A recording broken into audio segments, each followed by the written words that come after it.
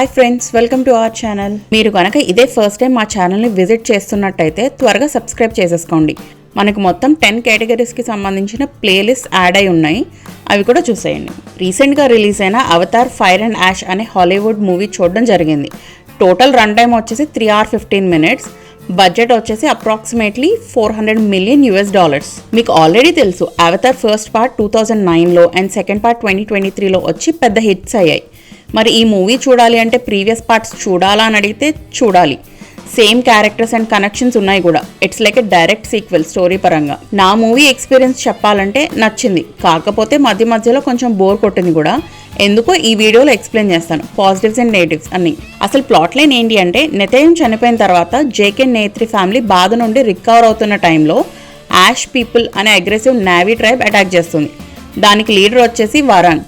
అసలు ఈ పాండోరాలో same navy tribe అయినా కానీ ఎందుకు అటాక్ చేస్తున్నారు, human military and RDA corporate operation ఏమైంది అనేది మూవీలో చూస్తాము. పాజిటివ్స్ చెప్పాలంటే world building style, beautiful environments and creative creatures అన్నీ చాలా బాగుంటాయి. ఇన్ఫ్యాక్ట్ బ్రెత్ టేకింగ్ అని చెప్పాలి. మూవీ థియేటర్లోనే ఎక్స్పీరియన్స్ చేయాల్సిన మూవీ ఇది, ఓటీటీలో కాకుండా. డైరెక్టర్గా చేసింది జేమ్స్ క్యామరూన్. ఈయన ఇంతకుముందు టర్మినేటర్, టైటానిక్, ట్రూ లైస్ ఇంకా చాలా ఫేమస్ మూవీస్ తీశాడు. స్టోరీ రాసింది 5 క్రెడిట్స్ ప్రకారం.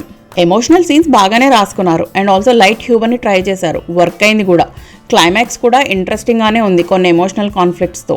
యాజ్ యూజువల్ ప్రకృతిని కాపాడుకోవడం, ఫ్యామిలీ బాండ్స్ని స్ట్రాంగ్గా కాపాడుకోవాలి, అత్యాస అనే పాయింట్స్ చుట్టూ తిరుగుతుంది. స్టోరీ నెరేషన్ స్ట్రక్చర్ని స్లైట్గా మార్చారు ఈసారి. చాలా ప్యారలల్ స్టోరీస్ రన్ అవుతుంటాయి. లైక్ జేక్ ఫ్యామిలీ మెంబర్స్ అందరికీ కూడా separate tracks, including adapted kids. Visual effects CGI work అయితే టాప్ నాచ్లో ఉంది. IMAX 3D లేజర్ ఫార్మాట్ స్క్రీన్లో చూడడం వల్ల 3D ఎఫెక్ట్స్ కూడా మైండ్ బ్లోయింగ్ అని అనిపించింది, ఇమర్సివ్ అండ్ ఎంగేజింగ్గా. క్రెడిట్స్ ప్రకారం 6 main supervisors and their teams పనిచేశాయి. ఆల్మోస్ట్ అన్ని విజువల్స్ రియలిస్టిక్ అండ్ బ్రిలియంట్గా ఉంటాయి, except baby related scenes. Cinematography work by Russell Carpenter బాగుంది. విజువల్స్ అన్నీ బ్రైట్గా మంచి క్వాలిటీతో ఉన్నాయి. లైటింగ్ కానీ, టెక్స్చర్స్, కలర్ గ్రేడింగ్ అన్నీ. మ్యూజిక్ బై సైమన్ ఫ్రాగ్లెన్ బాగుంది. ప్రీవియస్ పార్ట్స్లో ఉండే సేమ్ బ్యాక్గ్రౌండ్ స్కోర్ ఉంటుంది ఆల్మోస్ట్, అండ్ సింక్లోనే ఉంటుంది. Beat, action sequence and emotional scenes అన్నిట్లో. సౌండ్ మిక్సింగ్ కూడా బాగుంది, ఆడియో విజువల్స్కి, సింక్రనైజేషన్కి. యాక్షన్ సీక్వెన్సెస్ అన్నీ బాగున్నాయి. మెయిన్గా డ్రాగన్ టైప్ ఇక్రన్, వేల్ లాంటి టల్కాన్, స్కిమ్వింగ్, ఇలు లాంటి వాటిని బాగా యూటిలైజ్ చేసుకున్నారు పాండోరా క్రీచర్స్ని. స్టంట్ కొరియోగ్రాఫర్స్గా చేసింది 3: Garrett Warren, Steve Brown, Stuart. Main characters చేసిన actors like Sam Worthington, Zoe Saldana, Kate Winslet, Stephen Lang, Oona Chaplin ఇలా మంచి పర్ఫార్మెన్సే ఇచ్చారు. మిగతా యాక్టర్స్ వాళ్ళ రోల్స్లో వాళ్ళు బాగానే పర్ఫామ్ చేశారు. బీట్ కిడ్స్ కానీ, RDA military humans and other navy tribe people కానీ. నెగిటివ్స్ చెప్పాలి అంటే మూవీ రన్ టైం ఆల్మోస్ట్ 3.5 గంటలు ఉంది. ఓవర్ ద పీరియడ్ ఇంకా అవ్వలేదా అనే ఫీలింగ్ అయితే వస్తుంది. కాకపోతే ప్రీవియస్ 2 parts ఇలాగే ఉంటుంది రన్ టైం కాబట్టి పెద్దగా సర్ప్రైజ్ ఏం అవ్వలేదు. చాలా సీన్స్ అండ్ సిచ్యువేషన్స్ ముందు చూసిన పార్ట్స్లో లాగానే ఉంటాయి. అలాంటి రిపిటేటివ్ సీన్స్ని ట్రిమ్ చేయాల్సింది మూవీ రన్ టైంని తగ్గించడానికి. దీనివల్ల చాలా ప్రిడిక్టబిలిటీ వచ్చేస్తుంది మూవీ ప్రోగ్రెస్ అవుతున్న కొద్దీ. ఈ మూవీకి టోటల్ 6 ఎడిటర్స్ అయితే వర్క్ చేశారు. మెనీ ప్లాట్ ఎలిమెంట్స్ని రీసైకిల్ చేసి ఫ్రెష్ కోట్ ఆఫ్ పెయింట్లో రిపీట్ చేసిన ఫీలింగ్ వస్తుంది. దానివల్ల నాస్టాలజిక్ రిఫరెన్స్ లాంటి ఫీలింగ్ మిస్ అవుతుంది.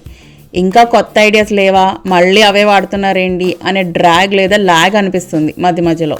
మూవీలో చాలా characters under developed and under utilized అనిపించింది. For example Warren character back story కానీ ఎక్కువగా ఎక్స్ప్లోర్ చేసింది లేదు. సింగిల్ పాయింట్ ఎజెండా లాగా ఉంటుంది ఆవిడ గోల్ కానీ, యాక్షన్స్ కానీ.